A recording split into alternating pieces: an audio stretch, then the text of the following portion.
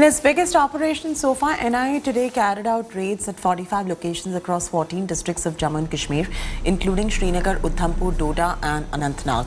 The raids are in connection with activities of Jamaat-e-Islami in Jammu and Kashmir, despite the ban being imposed on the organization in 2019 due to its pro-Pakistan and pro-separatist activities.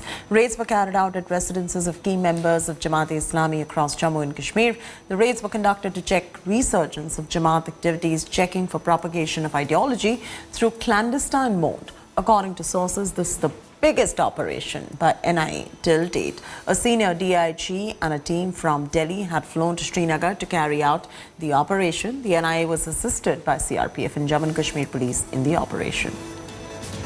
Kamaljeet is now joining us. Kamaljeet, walk us through the biggest crackdown that we're seeing from the NIA's end in the valley. Well, from the 2017 Jammu Kashmir terror funding case where separatists were arrested, there was a major case which led to the eventual abrogation of Article 370. We saw massive raids being carried out since early this morning. This has been in the pipeline for some time. We believe this is regarding the Jamaat-e-Islami connection. This organization was banned at least in 2019, just before the abrogation of Article 370. And this is when, during that particular time itself, the decision was taken to ban this organization. One of the major leads which has come in is that the organization in a clandestine way continues to operate, continues to propagate its ideology. So when these raids are carried out, they would be looking at important links, seizures, that will pinpoint as to how the modus operandi was being carried about in Jammu and Kashmir. So over 40 locations have been raided.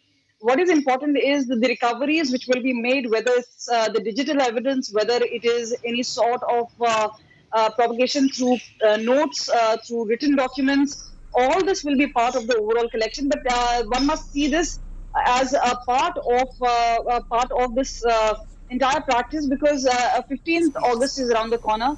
There's a sustained pressure on terrorists by Jammu Kashmir police and the security forces. The NIA on its part is cracking down on the ideology part. But remember, once the search warrant is done, important is to nail this particular case with mounting evidence. All right, Kamaljeet, thanks so much for joining us with the very latest details right there. It's a wrap from me, Chaiti, on this bulletin for the news.